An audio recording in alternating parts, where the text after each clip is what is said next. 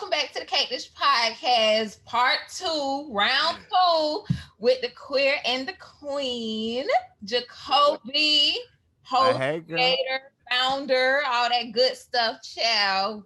How you doing? What's going on in Hawaii? Girl, it's just another beautiful day. I'm doing really, really good. It's another, you can't see it. I would turn the camera equipment around, but it's too heavy. But it is a beautiful tropical day. I'm good. I just been chilling, working on the show, The Queer and the Queen. I'm writing a book. You inspired me, girl. You inspired me. So I'm working on a book.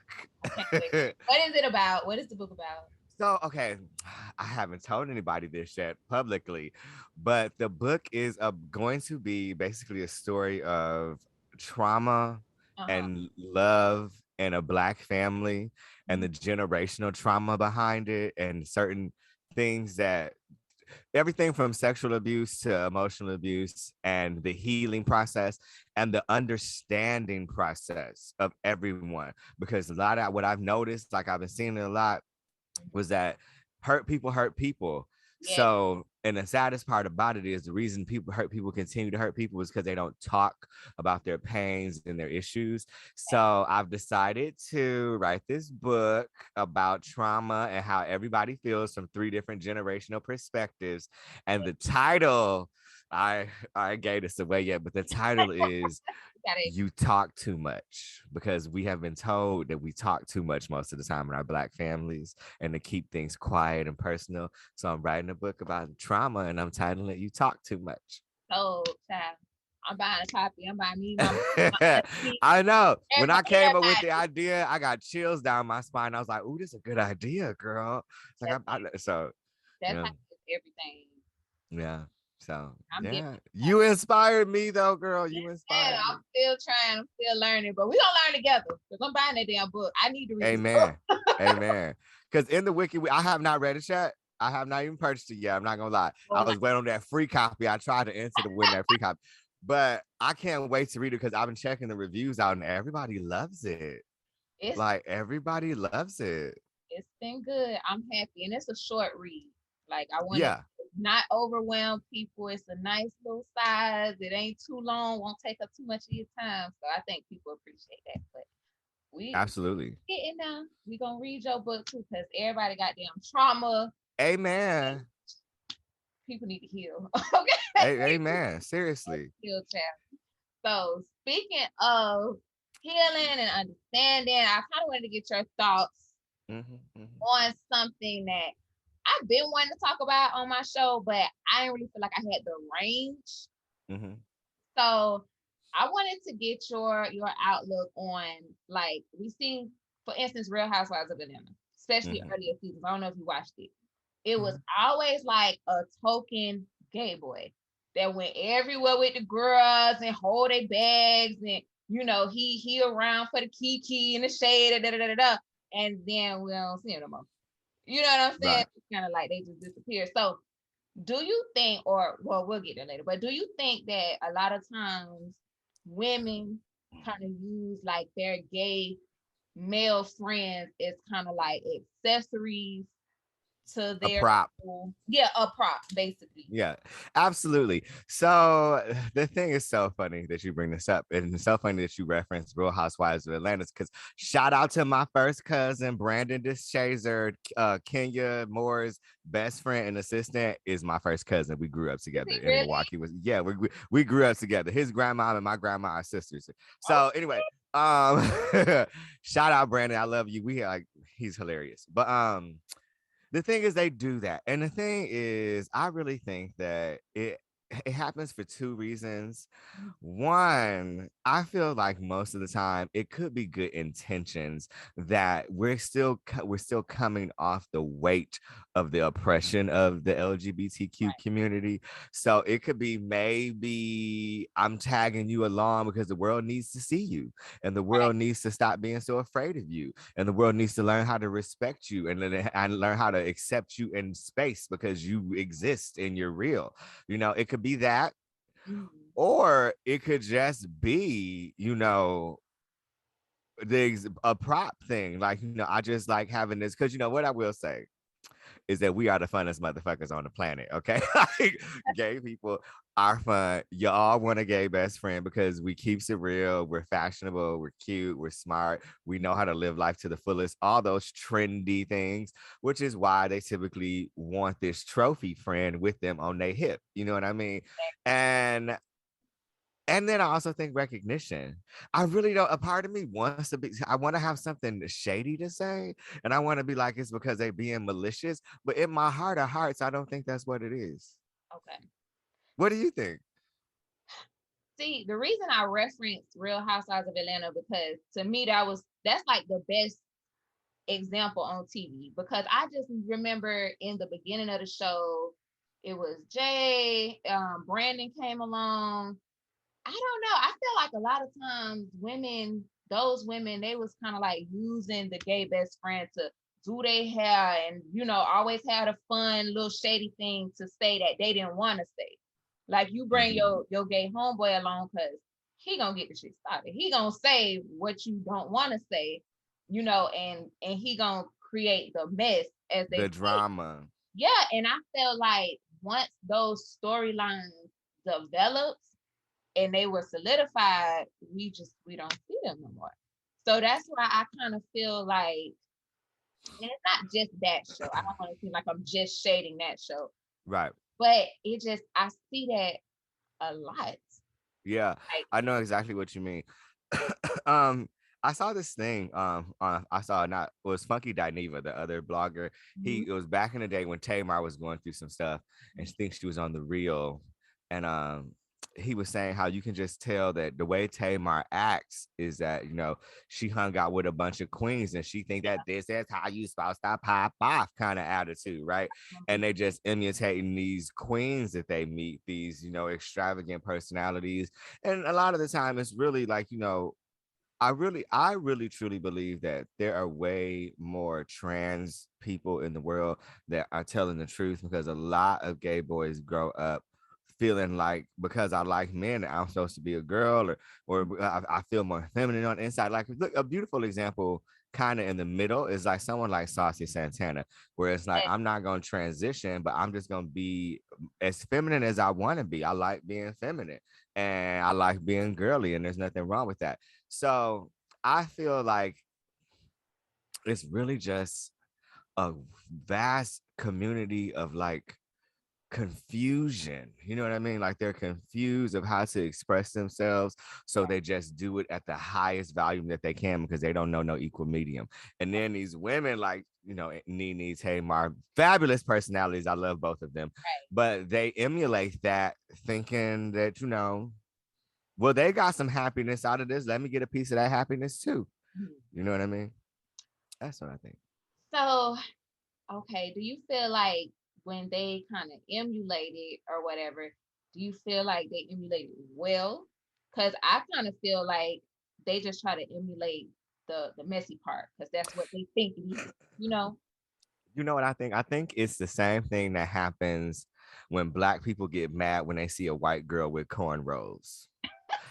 Is that That's a good they get upset because yeah. it's like, yeah, you wearing them cornrows, but they want to be recognized. That's really what it all boils down to me, is that they don't really care that you got your hair cornrow. They just care that you ain't shotting me out because you stole this from us. And black people are tired of being, I think the word is appropriated or something like that, where they're just like being taken, their culture is being taken and monetized a lot of times in other ways and fashions, and they're not reaping any of the benefits. Fact. And I think that straight women, cis women, as they say now, Mhm, uh, are tending to do the same thing in the gay community.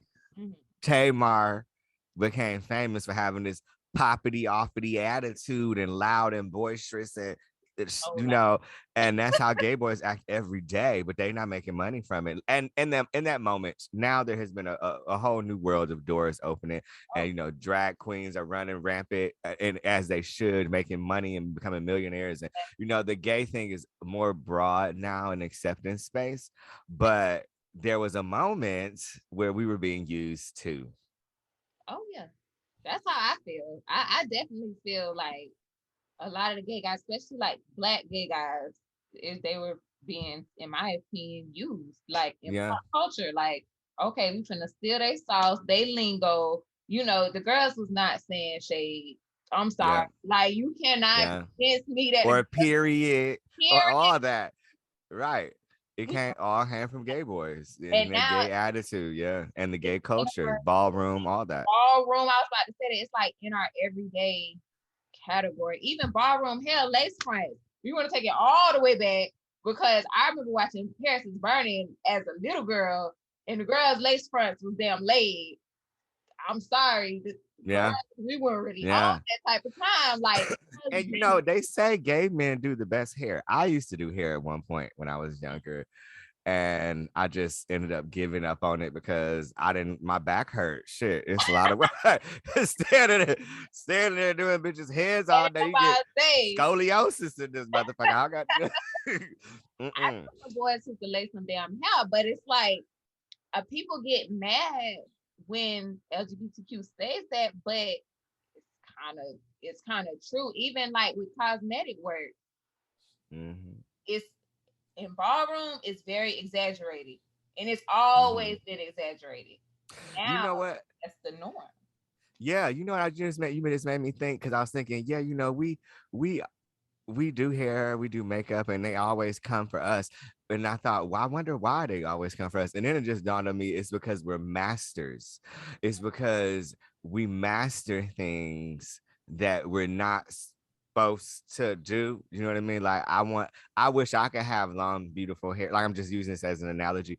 I wish I could have long, beautiful hair to do and like be a bad bitch and look every day. But because I can't, because I'm a man and my mama told me this, whatever, whatever, I'm gonna learn how to do somebody else's hair and make her look good. And they become masters at those crafts because they want it so bad for themselves. And I never thought about that till right now.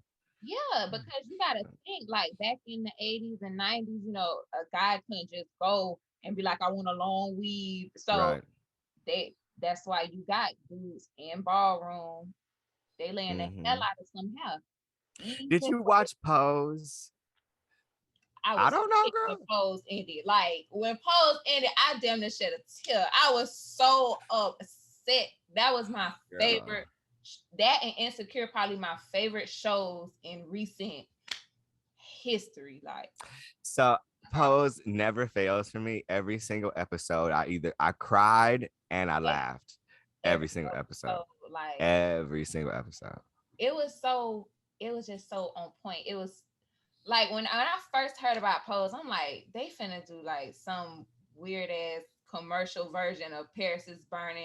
It's gonna be corny. Like that's what I thought. I'm like, it's gonna be real corny because people on social media were comparing the characters to characters in Paris is Burning.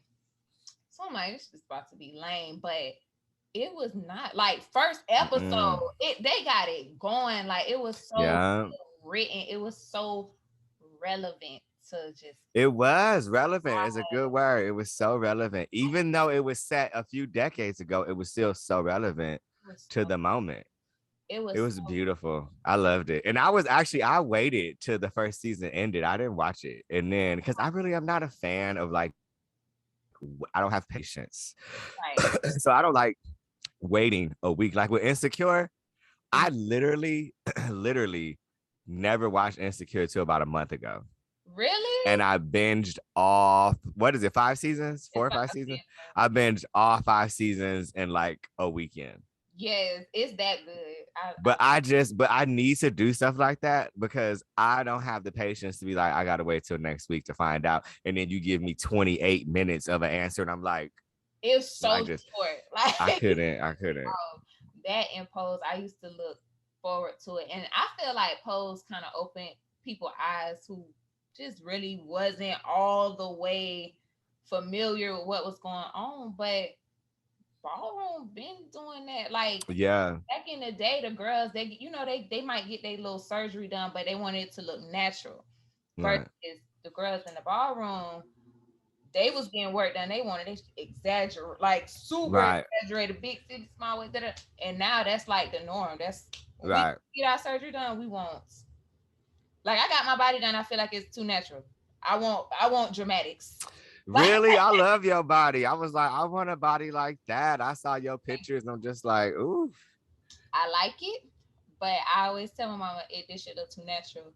I want But ain't that the goal though? Don't no. you want to look natural? You want to look like what? Not a Barbie, but like a Nicki Minaj. I don't need it that big, but damn it, I want to look like I paid for this. Like I don't want to look like okay, sure, but no, I want to look like I spent my hard-earned money on it. No, I feel you. Too natural looking for me, but that's the thing. That's in my own opinion, and people get mad when I say this. I feel like we got that from ballroom, and people like when I say that, but I agree with you because when people were transitioning before, they transitioned to extremes, and now exactly. you know the extremes are like you're right. But I do agree. I do agree. Normal. And speaking of this gay agenda, everybody. Straight people is obsessed with whatever the hell this agenda is. I don't know why they is like it's just it's the topic of their life. So we have that Dwayne Wade, not Dwayne Wade, I'm sorry, Zaya Wade. It just became this thing. So in your opinion, what the hell is the gay agenda? Like what? The gay agenda. Oh girl, I got you. Thank you. Bitch. I was taking a multivitamin. You know, I'm getting old, girl. The gay agenda is basically the fear of the church being afraid that people will realize that how you feel is okay to express.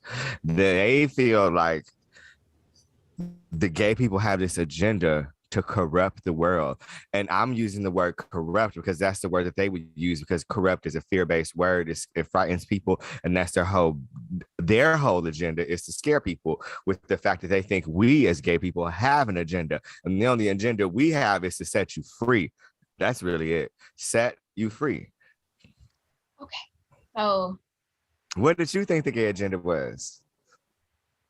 I don't even know. Like, to be honest, and it's the church, the gay. I mean, I had my whole own premise of this, my whole thought process, but I Googled it to make sure I was thinking the right shit, and it is basically the church attempting to frighten the world. And look at what these gay people are doing. They're making people think it's okay to be like this, but it is okay to be like this. You know what I mean? But I feel like it's people outside the church too. Like when I look on social media and let's say a blog posts something about I don't know, Lil Nas X or something, and they going in and the common comment they're pushing this off on us, and I'm like, pushing what? And nobody can really explain it to me. Like Boosie always bitching about Lil Nas and how you should just let kids be kids, man. Leave these kids alone. Stop trying to tell these kids it's okay to be. Shut the fuck up. It is okay to be gay. You know what I mean? Like, I don't see that's the part I think I'm confused about, because when people say, you know, you pushing this off on the kid, pushing what? Like he never pushing acceptance, pushing the fact that it's okay to be vulnerable and tell me how you really feel, pushing the fact that it's okay to be honest with what is really going on in your head. That's what we pushing. And for him, see, the thing is, it really ain't all about the church, but that's where it all came from. Because if Boosie would have never been taught that men go with women and women go with men and boys don't go together and he only got that from wherever the fuck he grew up, from whatever religious belief he can. So it really, like, if he would have been taught something different, then he would be saying something different. You know what I mean? Like Boosie to me is one of those people who just he's stuck in a time spot. He doesn't seem to have any evolution. Now I did see Big Frida say, shout out to Big Frida. I saw Big Frida say, I don't think Boosie homophobic. I just think that he don't like Lil Nas, right? Because Boosie got gay people on his team. I have two opinions about that. Whatever gay person is on your team and letting you go, not letting because he grown, but condoning and still continuing to work with you for a coin, even though you doing all this outlandish discrimination and like negative speaking towards the community, ain't no better than any black person that's out there with a MAGA hat on. You know what I mean? Like, you are condoning the bullshit. You know what I mean? And I don't, and what Big Frida said, I don't think Boosie is homophobic. I just think he don't like Lil Nas. he's homophobic. He doesn't like that little Nas is not afraid to express himself because you can be gay, but just don't do that shit around me. That's Right, homophobia. You know what I mean? Like, so I hear what Big Freedia saying because Big Freedia, one of those big country people from the South, and try to right, give people passes and make it. Well, I understand. I can see Big Freedia being like, I understand where he coming from because I have several people like that in my world and in my life. That don't make the shit okay. right. Because I think back to when I was a little girl, and if I knew that I liked little boys in fourth grade, I like chasing them around in a Me too, girl. in a cute little schoolgirl child way, and that was fine. I imagine that it's possible for a little boy to feel that way about a little boy and it not be sexual. And I Yeah, think that's what I, people get so stuck on, like, oh, you're sexualizing kids. I don't think that at all. no, I remember when I knew I had an attraction to the male species, Mm-hmm. and it was like kindergarten, and I just remember thinking it was nothing sexual. It was really just like I'd rather go hug you than hug her. It would Exactly. had nothing to do with our body parts or touching nobody's nothing. It just had to do with I'd rather sit with you and put my head on your shoulder than her. That And was it. you knew that as a kid, and it's nothing sexual about it. So when they come out the gate, or some people come out the gate and like you're sexualizing kids, no, y'all kind of making it sexual because Yeah. nobody said, like, a fourth grader and a fourth grader exchanging Valentine's. That's not sexual to me. Like, so it's like I try to get other perspectives. I'm like, am I missing something? You Like, know, too, I think like let's say a fifth, a fourth, a kindergartner, 5-year-old, 6-year-old came up to you and said, Mommy, I don't feel like if you had a son and he came to you and said, Mommy, I feel like a girl. mm-hmm. The response typically is hysteria. And they're like, don't know what to do. Oh my God, how do I fix my child? How do I save my child? And that is just the wrong focal point. The focal point should just be a conversation. What do you mean, sweetie? Tell Exactly. me why. What do you mean? You like tell me what's going on. Tell me how you feel. So then that way you can assess the situation. Because 9 times out of 10, all they really need to do is have a conversation so they can understand these emotions. It might not even lead to like transition and things like that. It could just lead to understanding one's emotions. That's literally it. Like, It it's a child. A child can come in and say, I want to be the damn Easter bunny. You gonna go crazy? Like, you know what I mean? It's No, you're not. You probably gonna go out and buy them a costume because you know how to handle that. This is just that people ain't been taught. You know, it's so funny saying it like that. I have a relative. mm, He's older. Him and my mom are cousins, so he's like my mom age, and he's gay. mm, And he, he's gay himself, but he was like from a different generation, so he's like still extremely masculine in ways. And I don't really go to a lot of family stuff mm, because of the way my family was towards me or right. has been. And, I just don't need to put myself in those circumstances and situations again if I didn't enjoy my time with you. Right. And my cousin told me, he's my older second cousin, but he's my mom's cousin. He told me, how did he put it? He said, he was like, I think you should start coming back to the family stuff because this is your opportunity to teach them how to treat you. He was like, no one knew how to deal with you, Jacobi. He was like, you was like, I am woman, hear me roar. I don't care. Like you came out at 10 years old. Everybody's so religious. They don't know how to handle you. They treating you wrong because they don't know what to do. We never had anyone in the family who just didn't care like you didn't care and you did and said whatever you wanted to do at a young age. And he was like, they didn't know how to deal with you. So that's why they kept sending you to this place and that place and this place. He was like, and now is your opportunity to come back and teach them how to deal with you. And I hear where he's coming from. I'm not gonna do it, but I hear You where see he's me over coming. here like, I hear where he's coming from. You have to teach people how to deal with you. Now, I do teach people how to deal with me in my everyday life now. right. But once I've already attempted to teach you and you rejected that, I don't got to keep coming back for this shit. So I'm not like, I'm with the whole family scenario thing. It's like, I'm not finna keep, I don't have to teach you nothing. If you have made your decision to stay ignorant. But I don't have to be a part of that. You don't have to be a part of that. And I feel like whether you knowledgeable or not, just being a kind, decent human being is just free. Like, whether Yeah. you know the gay community like the back of your hand or you don't, just being nice, A decent person. a Yeah. decent person is free. I don't feel. I get what he's saying as well, but mm, uh, It's tough though too because it's like your family, right? So yeah, like you really only get one family of bloodline that where we know we came from. You can create, which is what we have here in Hawaii. It's called the Hanai family, which is a family that you've built, not a family that you were born into, right? right. And I have Hanai family that I've built and people that care about me and I care about them. And then I have the people that are connected to me through blood who just crazy as a motherfucker. And it's just hard. How do you The deal weird, you know, the weirdest thing is that I think that people get this misconception with? that because we're family, Mm-hmm. I can treat you any kind of way I want to and you have to deal with it. Yeah. And Yeah. little did they know. That's why he was like, I was like, in my head too, in my home, I was like, I have taught them how to treat me. That's why I moved halfway around the world to Hawaii and they don't see my black ass no more. And I'm living in paradise, drinking mojitos and pina coladas at the beach because I don't have to deal with that shit. You know what I mean? But I don't know. It's a tough one because It is. it means something being family from the same bloodline. It does mean something. And it's just really tough when it doesn't mean the same thing to everyone. It does, and I agree.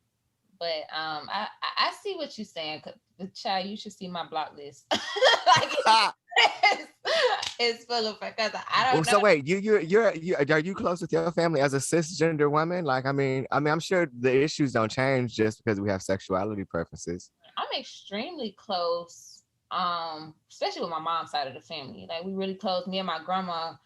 It's like my mama and my grandma. So we're super close. But you had them ones who have something to say. I remember I got my body done. That was talking conversation, block. Me doing a podcast, block. Like, I'm just not gonna talk. I'm grown. I pay big girl bills. Like I'm not gonna tolerate, you know what I'm saying? I don't bother nobody. So if you have Amen. something to say about what I'm doing, I don't even know what to tell you. Right. Like I don't even know what to tell you. So yeah, we go through it, but I also don't believe in toxic. Like I don't Mhm. care how cool, how close I came to the toxic. Yeah. If you not going Yeah. So it's so funny because remember when we were on Complicated Discord? Shout out to Complicated Discord. That's how me and Miss Precious met for the first time. We were talking about something on that podcast, and so much. I was like, I'm a healer.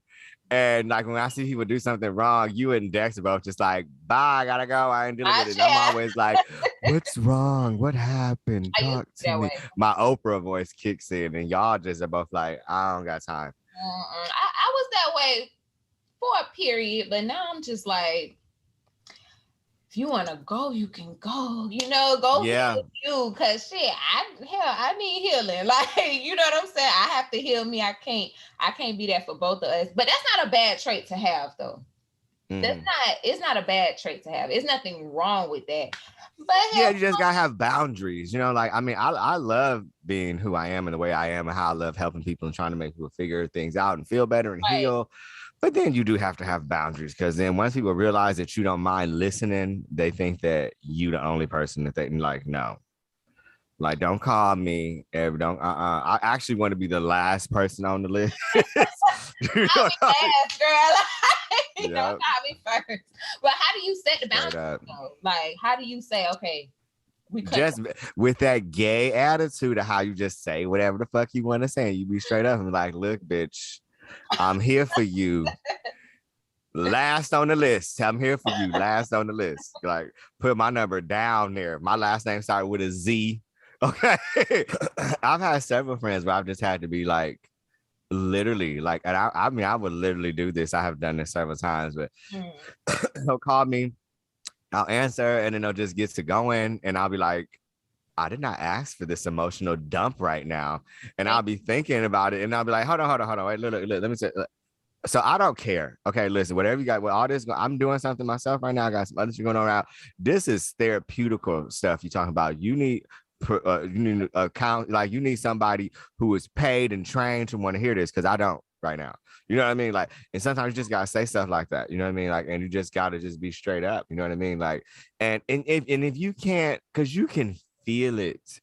I've had moments where I've called someone and I needed something. I'll start going and I'll tell them a few moments into it, I feel like, ooh, this is a bad time. Like they don't really want to hear this right now. And Yeah, then you respect the personal boundary and say, like, you know what, girl, let me call you back. You're probably busy. Da, da, da, da. Some right. people don't pick up on social cues, and you have to just say it to them. Like, look, I don't care. You know, like, I don't want to hear this. Like, I don't care, right? I don't care about what you're saying right now. And there are professionals who are paid to listen to this kind of shit, and I'm not one of them. So once you do that and you kind of like set them boundaries, how do you kind of rekindle, I guess? So I've had this happen several times. You rekindle with boundaries. I had a friend, and I had to decide, like, we're outgrowing each other. And sometimes you outgrow people and your life starts to move somewhere and their life is happy where it's at, and you doing different things. You have different ideas of what happiness is, things like that. So me and her outgrew each other. But I don't, it was sad to me because she has been nothing but a great, great friend.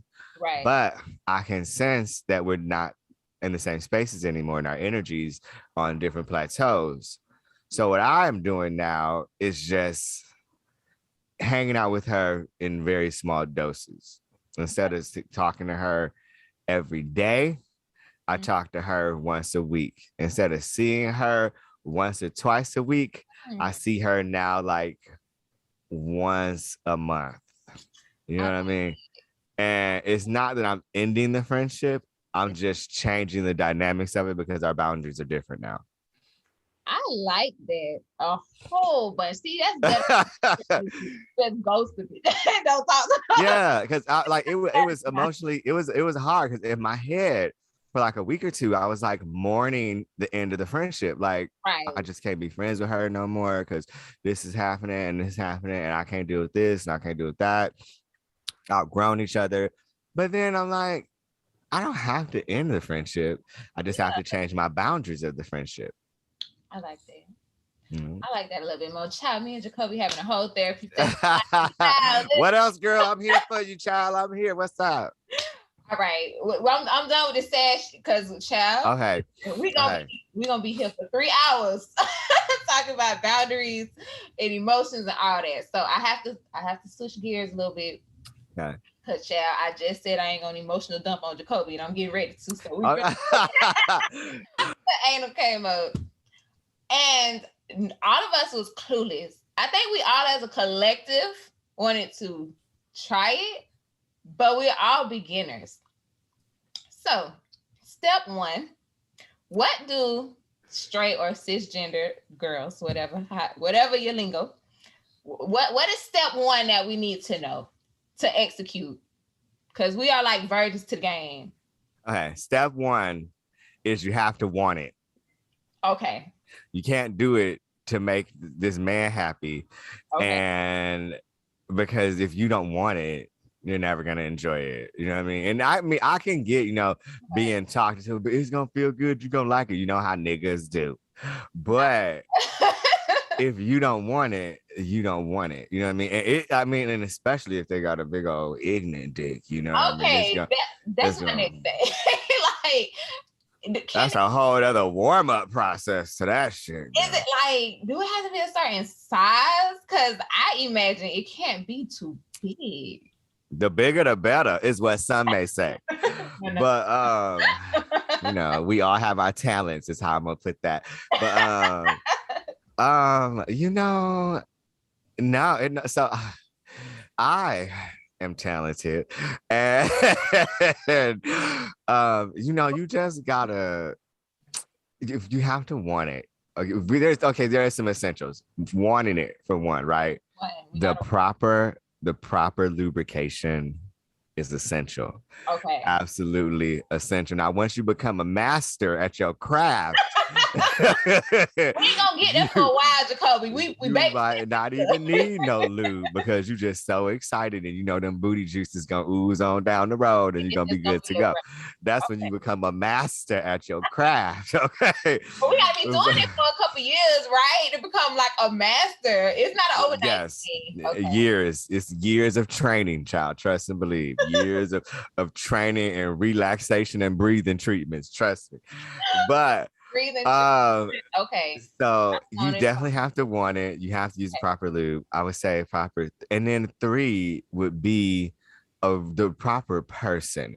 And I would say that it doesn't matter the size of his penis because if they even if they're cis male and you know you're a straight couple, he has to understand that he wants to make sure that you're enjoying this. Because I've been with some dudes before and then they just like try to like put it in and go.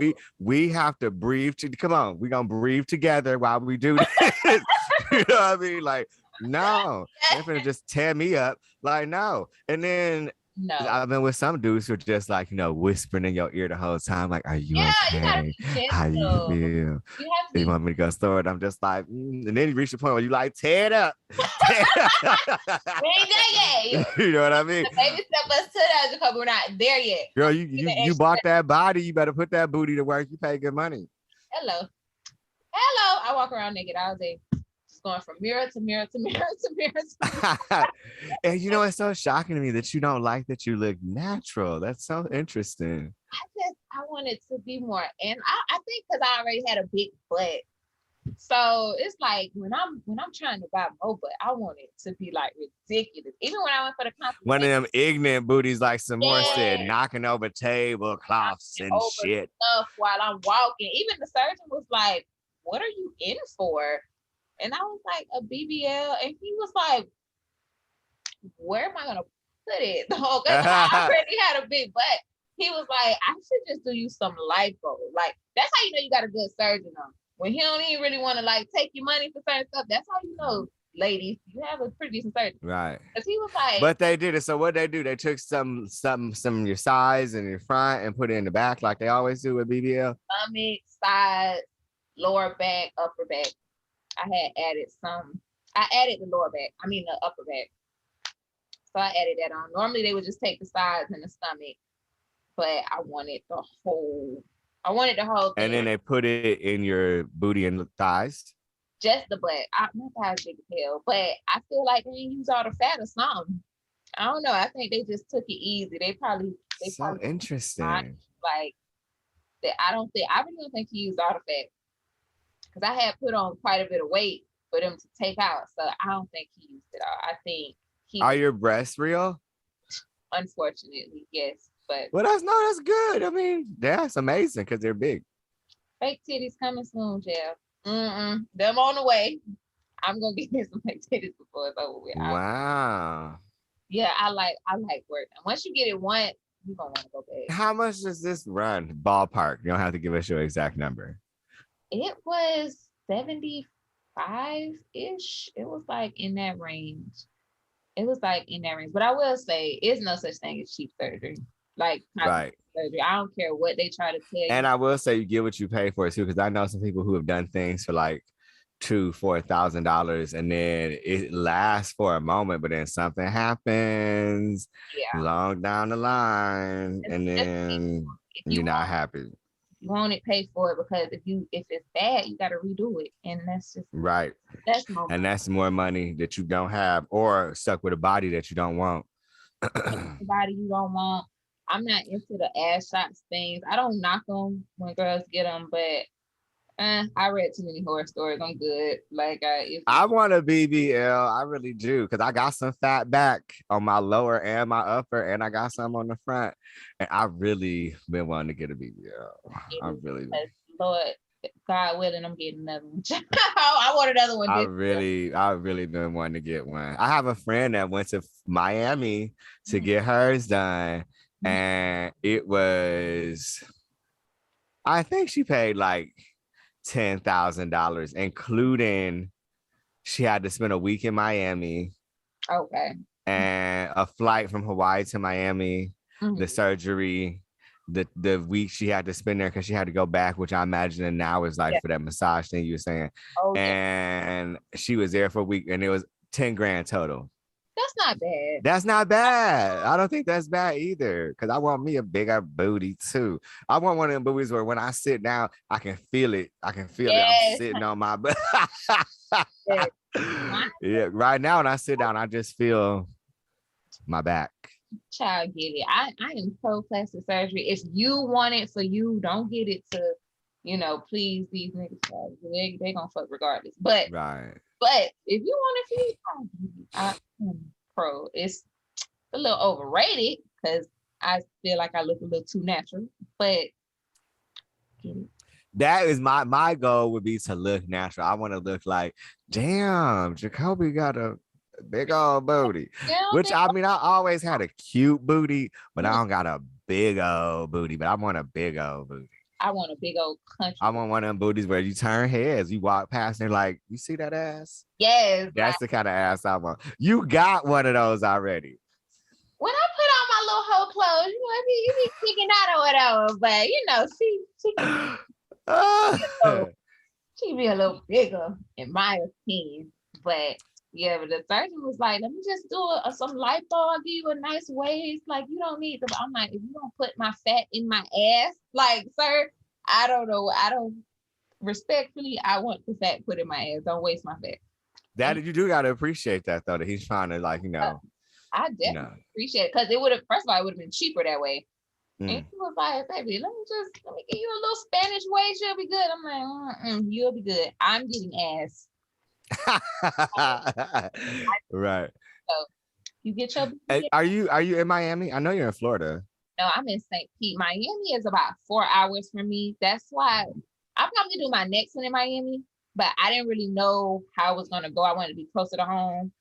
So I wanted my mom to be there. And yeah, I just kind of wanted to be a little closer. But I would go to Miami now. They have really good surgeons. A lot of the surgeons in Miami are Spanish. They come from the Dominican, but they train here. So it's like a matter of technique. Mm-hmm. So I like the Miami surgeons. Wherever you go, just research. Yeah, I've been doing some research for these Honolulu doctors, but I don't know because these doctors here in Hawaii are like, no, not to be on the racist or to sound racist, but they're typically Asian. So I just feel eerie about letting them work on my black body to look blacker. And you know what I mean? Like, I'd rather go to like Cali or Miami or something. But so I was thinking like, flying to LA one of these, not now, but sometime in the future when I got some money saved up for something like that, go to California, you know what I mean? And I'm thinking it should be at least 10 grand because you just pay for what you get. I mean, I would love to get a new booty for $2,000, but I don't want new booty problems though. Yes. That just don't sound safe. That's be addicted to Instagram when you get there. I know. I'm trying to get there. I'm trying to be more social media active. Follow me, everybody. Yes, tell them where they can follow you at. Okay, so you can follow me on Instagram at that THAT Jacobi JACOBI Jones. That Jacobi Jones. Also on TikTok, that Jacobi Jones, and also on YouTube, which is youtube.com/Jacobi Jones. And also the Queer and the Queen is an extension of the Jacobi Jones brand where I have interviews and reviews for things. And I am the queer. Everyone who's with me is a queen. Precious was on the show before. And you can follow the Queer and the Queen on Instagram, TikTok, and YouTube as well, which is at the queer _and_ the queen. Very good. Yes. Watch Jacobi is damn hilarious. Okay. Thank you. Thank you so much for coming to Kick It with the Cactus podcast. Yes, girl. I would love to be here anytime. You crack me up too. Go get Wicked in the Wicked We Trust, and look out for my upcoming book. Look out for it. It's gonna be done by the end of the year, and it is going to be, if not sooner, You Talk Too Much. A story of trauma, pain, and healing in the Black community and family through 3 different generations. We is reading that damn book. Me, my mama, and my auntie is reading this damn book. I think the goal for me with the book, when I really when the whole thought of it came over, what it was to create these 3 stories from these 3 different generations of people, and the unhealed trauma and how to help. But I also want you to walk away having compassion for each character. Like, no one's a monster, because they've all been told to not talk about how they feel or what they've been through. And even though one generation lets something happen to another generation, and then it happens again, and no one's really stopping the cycle, and then there's going to be expressions of disbelief and mistreatment and trauma. But through all of that, no one's a monster, because hurt people. So I want people to walk away from the story having learned how to end the cycle and having compassion for everybody. Oh my God, I'm excited now. I'm about to on you, like, Jacobi, where's the book? Where's the book? We need to go to this book. Where's the book? For real. I started it a couple weeks ago, and I'm gonna really seriously, you inspired me.